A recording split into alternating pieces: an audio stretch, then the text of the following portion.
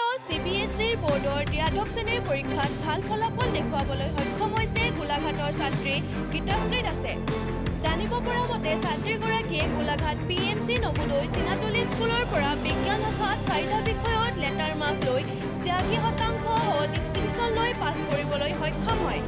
ছাত্ৰীগৰাকীৰ এই সফলতাত অঞ্চলবাসী আনন্দিত আৰু উৎফুল্লিত হৈছে। লগতে স্থানীয় পঞ্চায়তৰ সদস্য দেৱজিৎ থাপাই সম্বৰ্ধনা জনায় ছাত্ৰীগৰাকীক। গোলাঘাটৰ পৰা কিষাণ থাপাৰ ৰিপৰ্ট, টাইম 60 অসম।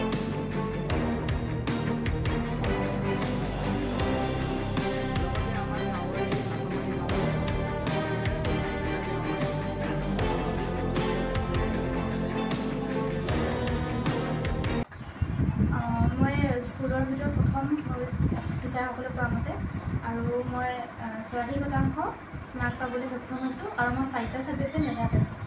তোমাৰ সদ্যহতে কোনটো বিদ্যালয়ত তুমি এতিয়া বৰ্তমান পঢ়ি আছিলা? জৱাহৰ নৱোদয় বিদ্যালয় গোলাঘাট। সদ্যহতে তুমি এতিয়া 4টা ছাবজেক্টত লেটাৰ পাবলৈ সক্ষম হৈছা, ডিষ্টিংশ্যন পাবলৈ সক্ষম হৈছা। যিহেতু তোমাৰ মনত কেনেকুৱা অনুভৱ হৈছে বা কেনেকুৱা লাগিছে এতিয়া? মই যিমানখিনি কষ্ট কৰিছিলোঁ তাৰ মতেই ফল পাইছোঁ। মা দেউতাহঁতো সুখী, পৰিয়ালৰ সকলোৱে আমাক সহায় কৰিছিলে। প্ৰতিটো মুহূৰ্ততে মই যিমানখিনি অসুবিধা যদি পাওঁ এওঁলোকে মোক সহায় কৰিছিলে। মোৰ কোনো অসুবিধা পাবলৈ তেওঁলোকে দিয়া নাছিলে। প্ৰতিটো বস্তুৱে তেওঁলোকে আমাক যোগান ধৰিছিলে। মই এতিয়া বিজ্ঞান শাখাৰ হয়। মই ভৱিষ্যতলৈ ডক্টৰ হ'ব বিচাৰোঁ।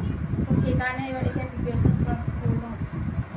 যিটো তুমি এতিয়া ডিষ্টিংশ্যন পাবলৈ সক্ষম হৈছা, তুমি কোন প্ৰথমে তাৰমানে তোমাৰ অভিভাৱক আছে বা আমাৰ ছাৰ শিক্ষাগুৰুসকল আছে, কোন প্ৰথমে কাক ক্ৰেডিট দিবলৈ তাৰমানে ক্ৰেডিট দিবা?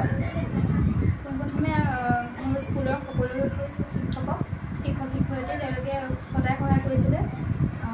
মোৰ বিজ্ঞান শাখাৰ ফিজিক্স ছাৰ, কেমেষ্ট্ৰি ছাৰ, বায়' ছাৰ, ইংলিছ ছাৰ আৰু ইনফৰমেশ্যন টেকন'লজি ছাৰ, তেওঁলোক সকলোকে ধন্যবাদ জনাব বিচাৰোঁ। হয়, মোৰ এয়া প্ৰথম ডাঙৰ সন্তান। কথা হ'ল কি তেখেতৰ যিটো শিক্ষা তাৰ কাৰণে আমি নথৈ আনন্দিত হৈছোঁ আৰু ভৱিষ্যতে তাই যিটো সপোন লৈ পেলাই শিক্ষা আৰম্ভ কৰিছে বুলি ক'ব লাগিব। তাই যাতে ভৱিষ্যতে সকলোৱে সক্ষম হয় তাৰ বাবে মই আপোনালোকৰ জৰিয়তে ভগৱানৰ আশীৰ্বাদ বিচাৰোঁ। যিহেতু আপোনাৰ ছোৱালী তাৰমানে গোলাঘাটত পঢ়িছিলে, তেনে সময়ত আপুনি কেনেধৰণৰ সময়বিলাক তাৰমানে মেনেজ কৰি চলিছে? আচলতে কি আমাৰ নবোদয় তাত আমি বিশেষ সময় দিবলগীয়া হোৱা নাই, যিহেতু তাত ৰেচিডেণ্টেল স্কুল হয়। যি কি নহওক সময়মতে মই গৈ বা কিবা অসুবিধা সুবিধা হ'লে সময়মতে খবৰ খাতি লৈ আছোঁ। আৰু সেই আমাৰ আপোনাৰ যিহেতু স্কুলৰ পৰা এতিয়া উত্তীৰ্ণ হ'বলৈ সক্ষম হৈছে, সেই বিদ্যালয়ৰ ডিচিপ্লিনবিলাক কেনেধৰণৰ আছে? ভাল যথেষ্ট ভাল কৰিছে। আৰু এই সুযোগতে মই শিক্ষা তেওঁ বিভিন্ন তৰফৰ যিসকল শিক্ষক প্ৰথম আৰম্ভণি অংগনবাড়ীৰ পৰা আৰম্ভ কৰি হাইস্কুল শিক্ষান্ত, উচ্চতৰ শিক্ষান্ত, চূড়ান্ত পৰীক্ষালৈকে যিসকল টিচাৰ তেওঁ মানে গাইড দিছিল তেখেতসকলক মই আপোনালোকৰ পৰ্টেলৰ জৰিয়তে শুভেচ্ছা। বহুত ভাল লাগিছে। আগতো কৈছোঁ মই ভাষাৰে বুজাব নোৱাৰোঁ।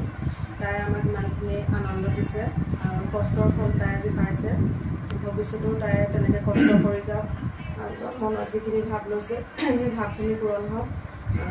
লগতে ৰাইজেও আমি পৰাই নোৱাৰে, যদি কিবা অসুবিধা হয় তেওঁলোকেও যাতে সহায়ৰ হাত আগবঢ়ায় তাকে কামনা কৰোঁ আৰু ছোৱালীজনী আমাৰ আশীৰ্বাদ দিছোঁ।